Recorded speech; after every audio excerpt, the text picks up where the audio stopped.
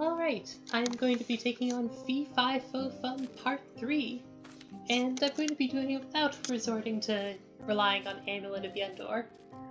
This gave me quite a lot of trouble. Vampire is not a class I'm very proficient in, and due to the Warmonger restriction, I didn't feel like I had a lot of options, and I certainly couldn't rely on my usual Avatar's Codex. So this was quite a tricky run for me. I prepped Dragon Shield and quest items with hoping to find plate mail, and this is basically the first time ever I think I've taken the fewer glyphs preparation. With 5 glyphs down to 4, but adding 50 conversion points to each of their values, it really only adds 100 conversion points to the total. So even if you're not too focused on spellcasting, like as a human, that's enough conversion points to get plus 10% bonus damage. You could just take the extra attack boosters preparation and get plus 20%, and you wouldn't be reducing the number of glyphs available. So because of that, that's a preparation I almost never take, and this is the one exception where the glyphs are useless to me otherwise, and having extra lifesteal seems super important. We've had great shop items early on. Vampiric Blade and Plate Mail are going to be doing a lot to help us get off the ground. I also prepped a strength potion. This was suggested on the forums by Srid. The reason for that is the main boss has Essence Drain, which will increase his attack power based on our mana when we uncover him. And due to Warmonger, we can't actually spend our mana, so we're guaranteed to be at max mana when we uncover the boss. So the strength potion is to give us a way to waste our mana, so that when we uncover the boss, we'll be at no mana and he won't gain any attack power. I thought I could take on this reanimated troll. I didn't count on the fact that he had Berserk. The fact that it becomes enraged means that this particular run wasn't successful. I'm going to need more blood or better blood cows before I can take him on. There's another level 2 of those zombie trolls. They're not they're one of the worst enemies for us.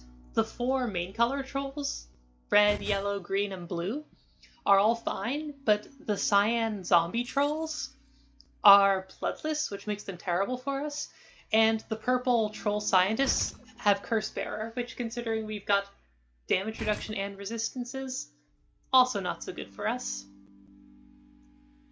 So we'd like to kill the zombie trolls if we can to level up with, because they're not going to be useful to us as blood cows later. But being bloodless also means they're a lot harder to kill than the other colors, so this yellow troll is going to be easier. We'll get an easy kill here. Now over on the right there, we see the boss bloodstains, letting us know that's where the boss is. I want to be careful not to explore there, because I want to be at no mana when I uncover the boss, and in particular, I want to uncover the boss's tile at the same time as no other tiles, because that way I'll only have 1 mana when Essence Drain is applied, and the boss won't gain any attack power. I'd like to have killed one of those level 2 zombie trolls to level up, but I just wasn't getting good blood cows to feed off of. The level 1 green troll I've lost access to, up in the top left. And there were a couple of level 1 zombies, which I can't feed off of, so I had to just kill a level 1 to level up. I'm healing back up to full before I explore off to the right there, because if I'm not at full, I'll automatically drink the blood pool when I step over it, and that's something I'd rather not waste. Spellcasting items are completely worthless as far as we're concerned, but we've already got the items we most wanted from shops, so that's pretty okay by us.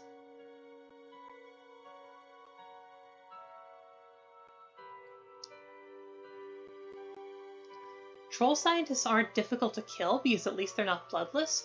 The problem is they give you several stacks of curses in the process, so I think I can take this one on, but I'm going to need to pay off the curse debt.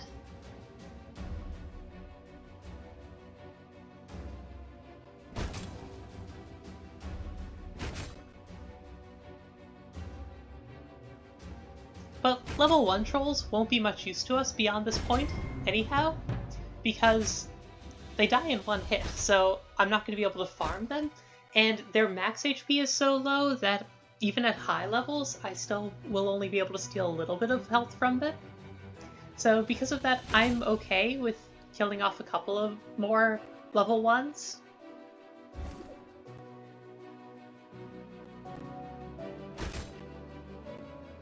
Glyphs are great, each of them is worth 1.25 points of lifesteal, basically.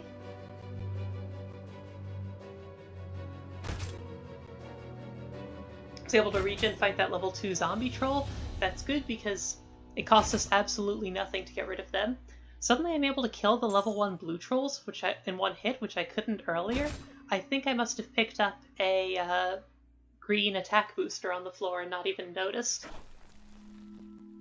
So I'm a little disappointed by that, but at least I can also kill off the other level 2 zombie very easily to finish off the last of my curses.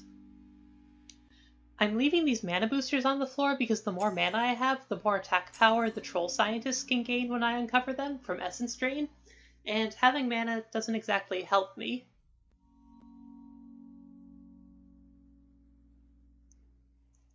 Non-bloodless trolls that are a level higher than me I can take on very easily now.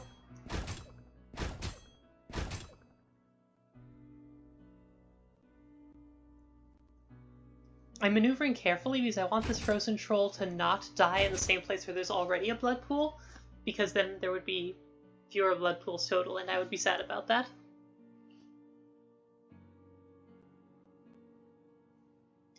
Calculating if I can get some hits in on this green troll before I level up, just to get the most value out of the heal.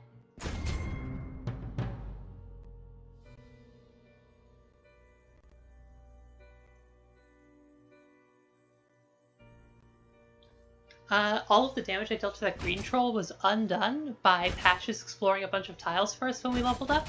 So I'm going to abandon that fight for now because green trolls are one of the best colors for us later on as blood cows, because they don't really have any traits we dislike.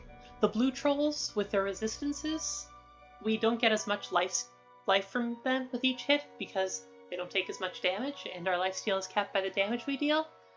And the red trolls, I think, have higher damage or something. So green and yellow, I think, are the best blood cows for us.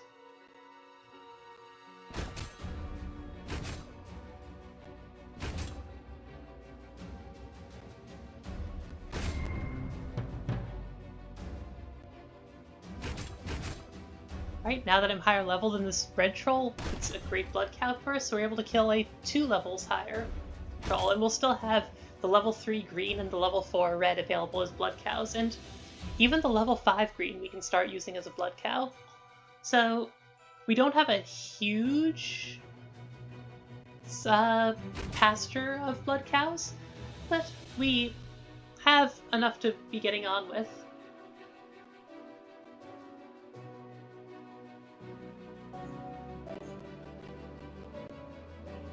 And now I'm going after trolls that are 2 levels higher than me, if they're one of the colors that we can actually deal with easily. If they're not, then I'd be happy to be able to take on even a single level higher. Because the bloodless trolls are just really, really nasty. More lifesteal, always welcome. That hits a second conversion threshold, so that was basically 2 points of lifesteal.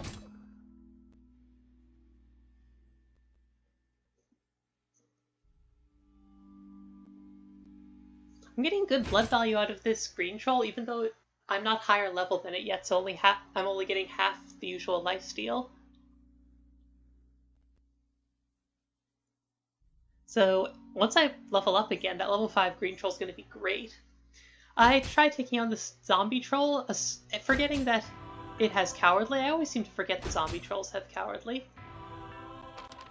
Sub-dungeon is Mass 09 banking, which I don't pay any mind at the time, but is actually kind of interesting here, for reasons that will become clear later.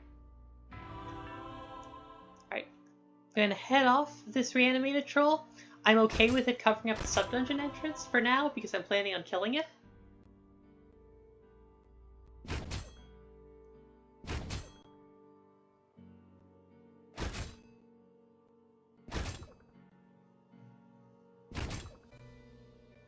And that kills the higher level zombie troll. So I was a bit disappointed there. I leveled up while standing quite near the boss. We can see where the boss is from the bloodstains. What I was kind of hoping for was that Patch's level up punishment would be to reveal nearby map tiles. Because if Patches uncovers the boss for us that way, the essence drain doesn't trigger, which is something I found out by chance in a previous run. This is something like my 6th run.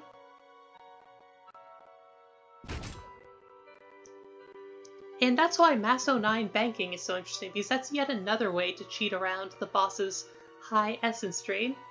Because Maso 9 banking sub-dungeon gives you an item that I've never really used before, but it basically scrambles the positions of all monsters in the dungeon when you use it. And if we scramble the boss from being in the darkness to being in the light, then that doesn't count as exploring into the boss, sort of like using Wanna Fight to summon a monster with life drain. It doesn't trigger life drain. Doing that won't trigger essence drain, so that's what we're going to try to do. We've got some nice color trolls 2 levels higher than us, and we're not really expecting to hit level 9, so I'm okay with killing them for experience because they're not really going to be usable as blood cows, but if I can, I'd really like to take down this level 7 zombie troll first.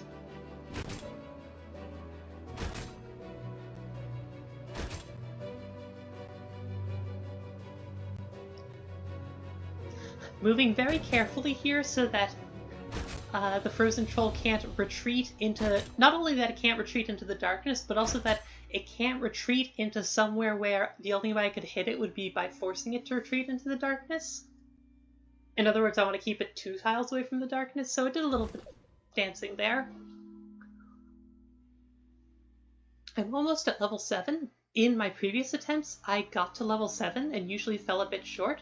For this run, I'm going to try to get to level 8 and hope that 1 more level's worth of stats will help me deal with the boss in a way I couldn't before.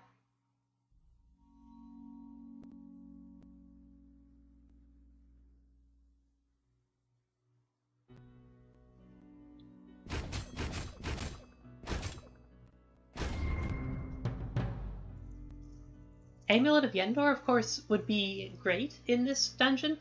Amulet of Yendor is pretty much always great, but it's especially nice for Vampire here because A, it's really hard to hit high levels. This isn't something like Naga City where you're going to hit level 10. And B, the same monsters that make good blood cows are also the same monsters that are easy to kill when leveling up.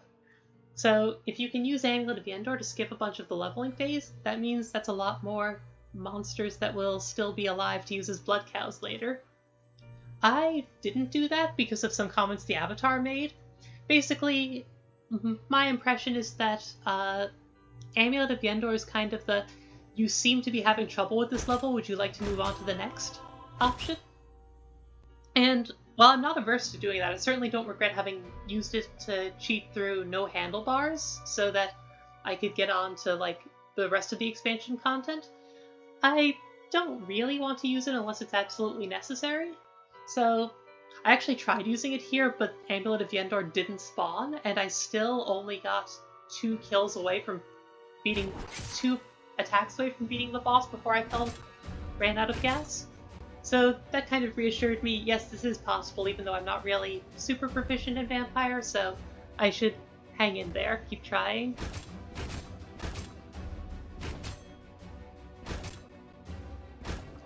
So getting near the top of level 7, and once we finish level 7, we'll go after the bosses. The only true boss is the one with the bloodstains. All of the others are not mandatory, and they give no experience, which is why I haven't been using them to level up. But we're still going to want to kill a couple of them, because each time one of them dies, the main boss loses some of his stats, and also loses one of his special keyword ability trait things. Whatever those things are called, you know, stuff like Death Gaze and Essence Drain.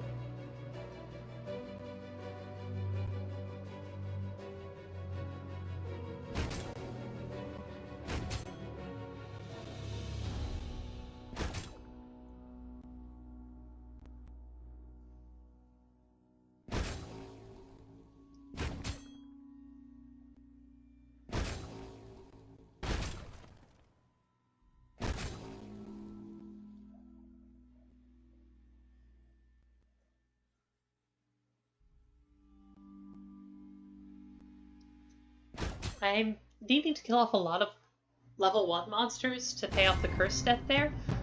At least because they're only level 1, their health is too low for them to like be worth a whole lot of blood. So I still think it might have been better there to level up by killing a couple of level 1s and, say, the level 4 zombie troll that I ended up killing later anyhow, so that might have been a bit of a misplay. That would have given me less experience, but I'm not planning on going above level 8. Alright, that's Maso 9's ledger. That's what we can use to summon the main boss. We did not get essence drained.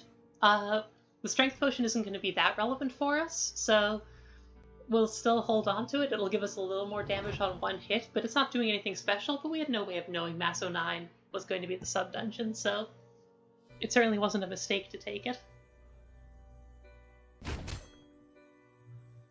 Most of the mini-bosses are bloodless, which makes them very difficult to take on as a vampire, and bloodless plus no experience just feels terrible. The exception is this one mini-boss, appropriately named The Blood, who is not bloodless, so they are going to be our first target. And the trait that they make the final boss lose when killed is Crazed Regeneration. The boss will still have fast regen, so we're still not really going to be regen fighting him. But especially since the boss starts with both Ensnare, which gives him 1 tile of healing every time you hit him, and Crazed Regeneration, which fully heals him with each tile of healing, you have to take out at least one of those two, or else you just can't ever damage the boss. Although now I'm kind of curious, maybe like, I don't know, a One Punch Man Crusader build could do it? That actually sounds kind of like an interesting run. I don't want to take off too many of these other bosses. The end boss loses 250 health for each one killed, but the end boss does not have bloodless, unlike all these mini-bosses, which means I'd much rather punch through 250 health worth of end boss than like 500 health worth of bloodless mini-boss. But there is one other mini-boss that I'm going to go after, and that is Trollenstein's monster in the top left, which will remove the Ensnare trait. I don't strictly need to remove it, because I did kill the Crazed Regen one, but I still want to, because Ensnare basically means that all of my attacks are dealing 20 less damage to the final boss, and I don't have that much attack power. I've got like 52. It's going to get lower during the boss fight because of Weakening Blow. So I really feel like I have to take care of this Ensnare in advance.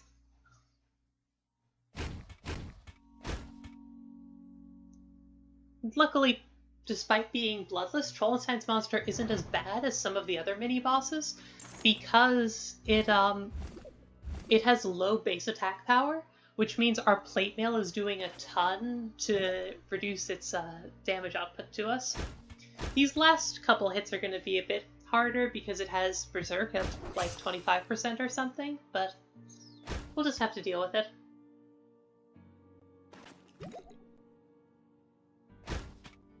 And I am using some potions here. I'm using health potions before blood pools because the end boss has death gaze 100%, so I really like how precisely you can use blood pools to get exactly enough health to top you up. Whereas health potions, often a lot of them would be wasted.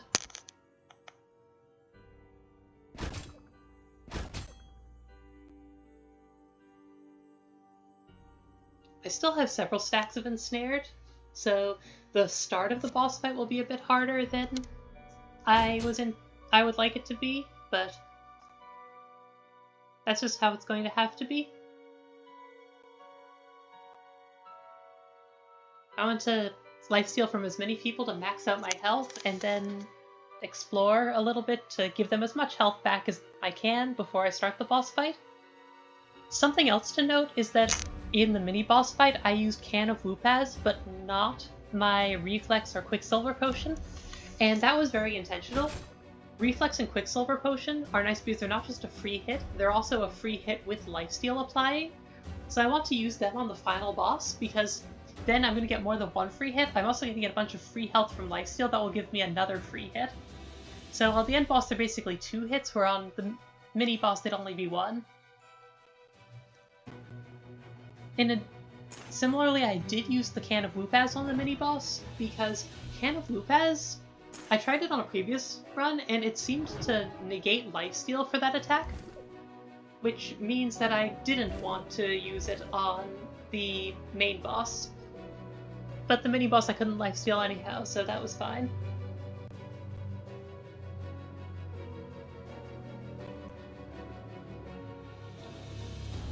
As for the other bosses, Weakening Blow isn't... I'd like to take off Weakening Blow, but that mini-boss is going to be a bit hard for me.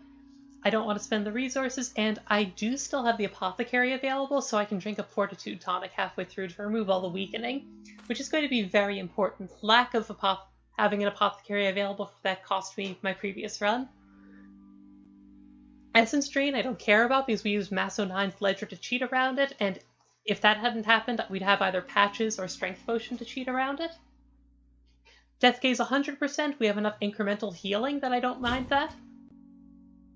And Retaliate Fireball, we're Warmonger, we couldn't possibly care about, so that's why these remaining 4 bosses I'm not going after.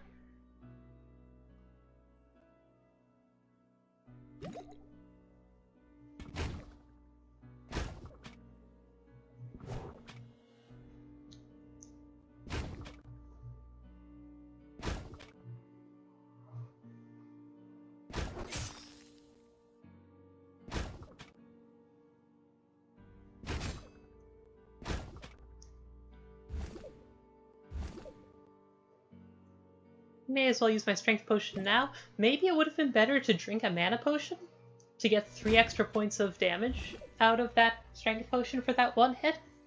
I didn't really consider it. I suppose that would be the correct move, but it didn't even occur to me. The boss is at below half health, so now's a good time to drink the Fortitude Tonic.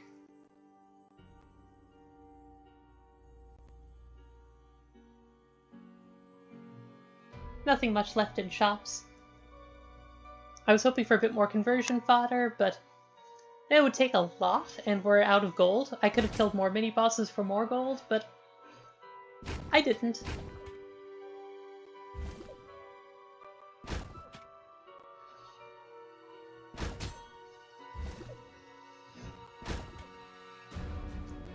I considered prepping Conjunction here. I think technically it's the correct move, because the end boss could, or the sub-dungeon could be that Foiter who's asking for piety.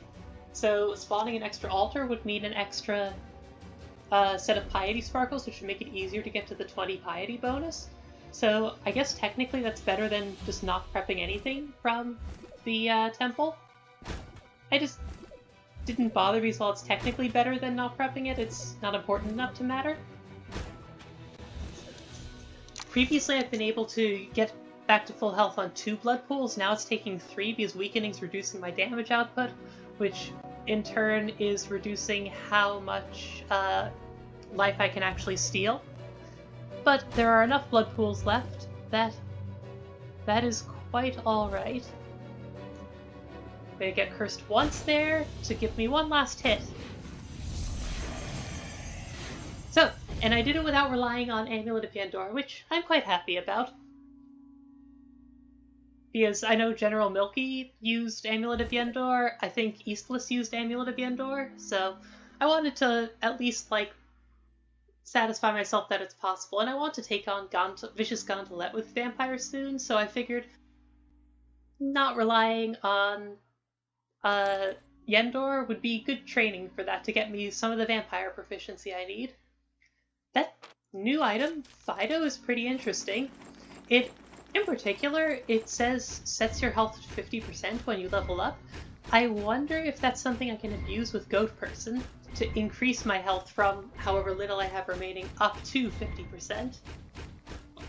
It does say set rather than reduce, so maybe that's how it works? Not entirely sure.